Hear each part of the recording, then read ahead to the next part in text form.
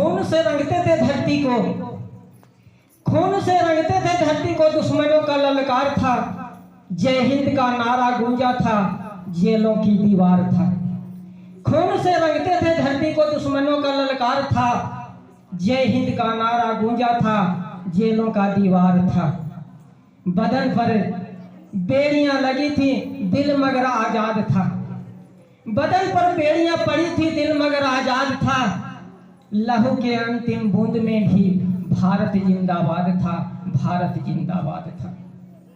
माननीय मुख्य अतिथि महोदय, आदरणीय डायरेक्टर सर, आदरणीय principal ma'am, vice principal miss, हमारे समस्त साथी शिक्षक शिक्षिकाएं, हमारे समस्त अतिथिगण और मेरे प्यारे बच्चों, आज हम देश का 78वां स्वतंत्रता दिवस की दहलीज पर कदम रखे हैं। इसलिए सबसे पहले मैं आप सबों को इस 78वां स्वतंत्रता दिवस की हार्दिक बधाई देती हूँ, देता हूँ। आज हम जिस दहलीज पे खड़े हैं, हमें कहा जाता है कि हमारा भारत विकास की ओर अग्रसर है। मैं मानता हूँ हमारा भारत विकास की ओर अग्रसर है, निश्चित रूप से अग्रसर है और होना भी चाहिए, क्योंकि हमारा भारत को आज़ादी हुए कई वर्ष बीत गए, तो हमें इतना विकास तो करना ही चाहिए था।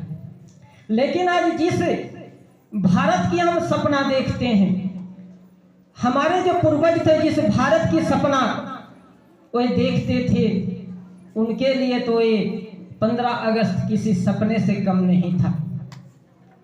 हम आज बड़े बड़े सपने देखा करते हैं कि हम लोग पढ़ लिख करके डॉक्टर बनेंगे, इंजीनियर बनेंगे, आईएएस बनेंगे, आईपीएस बनेंगे। बहुत सारे सपने हमारे जेहन में मौजूद है। लेकिन जरा कल्पना कीजिए, उस समय जो हमें आज़ादी के दीवाने थे, हमारे देश के क्रांतिवीर थे, उन्होंने क्या सपना देखा होगा कि भारत एक दिन आजाद होगा, अंग्रेजों की गुलामी से मुक्त होगा। उनके जो सपने थे कि हमको आईएएस बनना है, आईपीएस बनना है, वो अपने बड़े बड़े सपनों को त्याग करके हमारे भारत की आजादी के सपने देखा करते थे।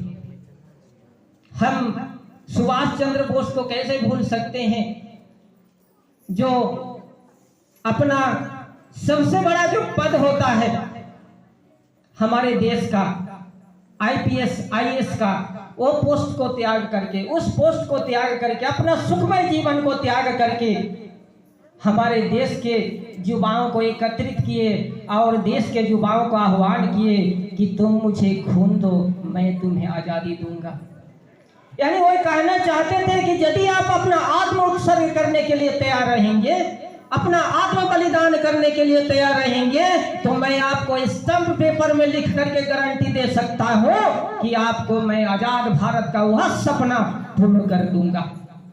दूसरी ओर हम भगत सिंह को देखें, राम प्रसाद बिस्मिल्लाह को देखें, राजगुरु को देखें, तो उन्हें जब ककोरी कांड में फांसी की सजा दी गई थी, तो उनका तो अंदाज ही निराला था। राम प्रसाद बिस्मिल्लाह जब फांसी के फंदे पर झूलने के लिए जा रहे थे, तो वे हंसते हुए गाते हुए चले जा रहे थे कि सरफरोशी की तमन्ना अब हमारे दिल में, सरफरोशी की तमन्ना अब हमारे दिल में है, देखना है जोर कितना बाजुए कातिल में है। वक्त आने दे तुझे बता दूंगा ये आसमां, अब से हम क्या बताएं क्या हमारे दिल में है, देखना है जोर कितना बाजुए कातिल में है। लेकिन अफसोस कि आज हमें कुछ पुस्तकों में पढ़ाया जाता है कि दे दी तुम्हें आजादी बिना खड़ग बिना ढाल, साबरमती के संत तूने कर दिया कमाल। मुझे बहुत अफसोस होता है जब मैं ये राइम पढ़ता हूँ और पढ़ाता हूँ बच्चों को। हमारे गांधी जी जो पूजनीय है देश के लिए, मैं उनका सम्मान करता हूँ। उनका जो बलिदान है, उनका जो समर्पण है, उनका जो त्याग है, इस देश के लिए विश्व इतिहास के किसी भी नेता का नहीं रहा है, उतना त्याग, उतना बलिदान, उतना योगदान। लेकिन जब हमें पढ़ाया जाता है कि साबरमती के संत तूने कर दिया कमाल, निश्चित रूप से उन्होंने कमाल किया, लेकिन हमें बिना खड़ग बिना ढाल के ये आजादी नहीं मिली है मेरे प्यारे बच्चों। अरे खतरा खतरा खून बहा था, कतरा कतरा खून दिया था, अपनी जवानी और जमीन दिया था।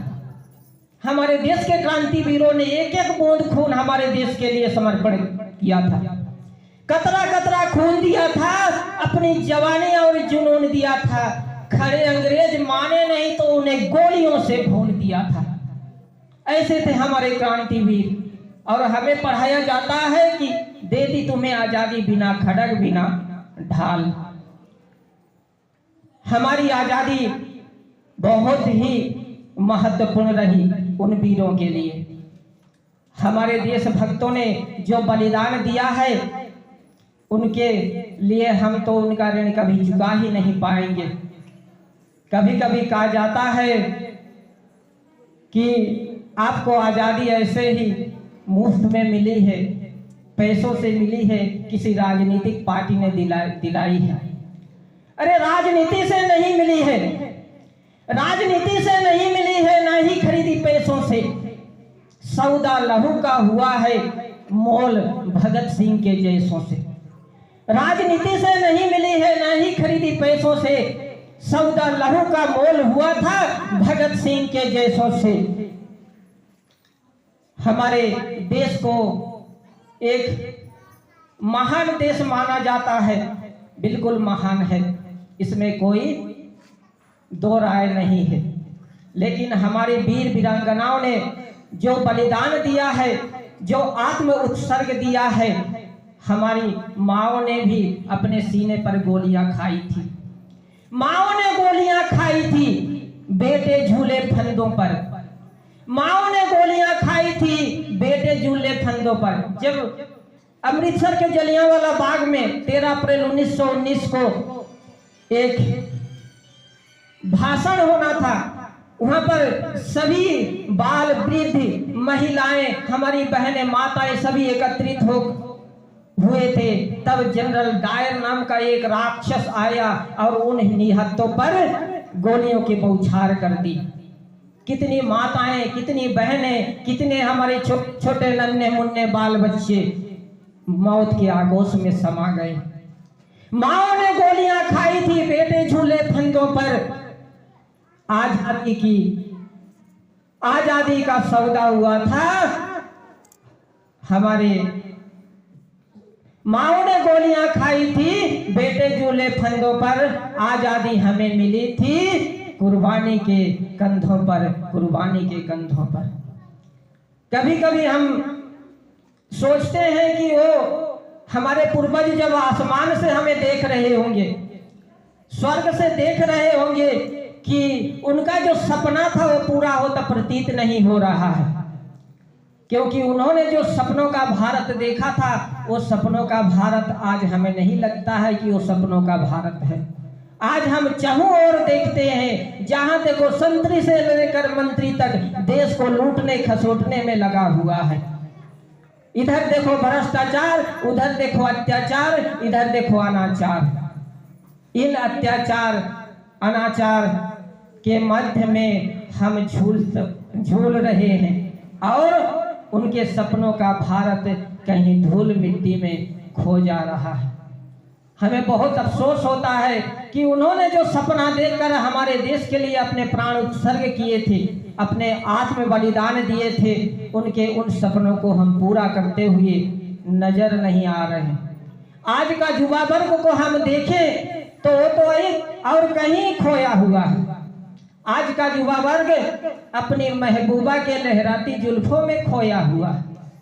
वो अपनी महबूबा को प्रेम पत्र लिखता है और कहता है कि तेरी कजरे नैनों, तेरे कजरारे नैनों के झील में डूबकर मैं जन्नत का सैर करता हूँ। मैं आज के युवा वर्ग का बात कर रहा हूँ, जो हमारे क्रांतिवीर, हमारे देश के स्वतंत्र सेनानियों के कुर्बानियों को जो भूल चुके हैं, वो आज के अपनी महबूबा के आगोश में बंधे हुए हैं। वो कहते हैं कि तेरी कजरारे नैनों की झील में डूबकर जन्नत का सैर करता हूँ, तेरी लहराती जुल्फों के साए में बैठकर मैं परियों का दर्शन करता हूँ। अरे तेरे तू हंस दे अगर एक बार, अरे तू मुस्कुरा दे अगर एक बार, तो तेरे मेरे मन को सुकून मिलेगा। तेरी हंसी के फुलझड़ियों को समेट कर मुझे स्वर्ग सा आनंद मिलेगा। ऐसे हमारे युवाओं के विचार हैं आजकल।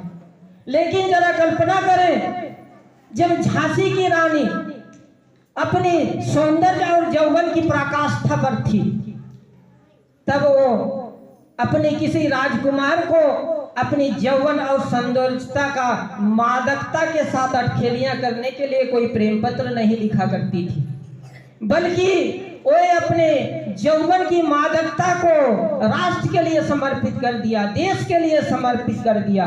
और उनकी इस वीरता और कर्मठता को हमारी राष्ट्र कवि सुभद्रा कुमारी चौहान ने अपनी अमर लेखनी से अमर कर दिया। वे लिखती हैं कि सिंहासन ही लूटे राजवंशों ने भ्रिकुटी तानी थी, बूढ़े भारत में भी आई फिर से नई जवानी थी।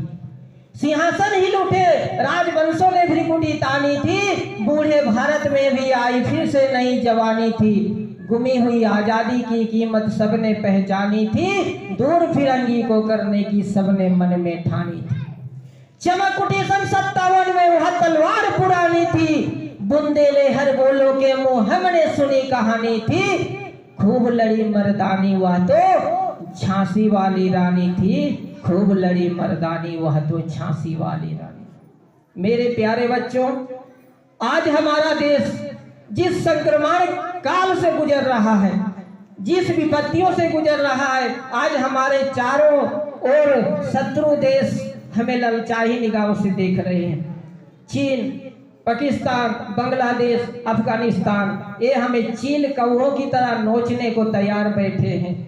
ये चाह रहे हैं कि जिस दिन हम जातियों में बटेंगे, जिस दिन हम धर्म में बटेंगे, जिस दिन हम मजहब के नाम पर बटेंगे, उस दिन वो चील कौओं की तरह हमें नोच डालेंगे और फिर से गुलामी की जंजीरों में हमें जकड़ लेंगे। इसलिए हमारे प्यारे बच्चों, आज आपके हाथों हमारा देश है। हमारा देश आपकी जिम्मेवारी है। आज आपको देश के प्रति भक्ति जगानी होगी, राष्ट्र के प्रति राष्ट्रभक्ति जगानी होगी, तभी देश को अखंड किया जा सकता है, तभी देश को सुरक्षित किया जा सकता है। अंत में मैं कुछ पंक्तियों के साथ अपनी वाणी को विराम देना चाहूंगा कि बलिदानों की ज्वाला बनाए रखना, बलिदानों की ज्वाला बनाए रखना, लहराता तिरंगा यूं ही फहराए रखना। मर भी जाए तो कोई गम नहीं, मौत के बाद खुद को मुस्कुराए रखना। न मिटने देना कभी इसके शान को, न झुकने देना कभी इसके मान को। न मिटने देना कभी इसके शान को, न झुकने देना कभी इसके मान को। कुर्बान हो जाए अपनी जान को, तो भी इस तिरंगे को उठाए रखना, तो भी इस तिरंगे को उठाए रखना। जय हिंद, जय भारत, वंदे मातरम।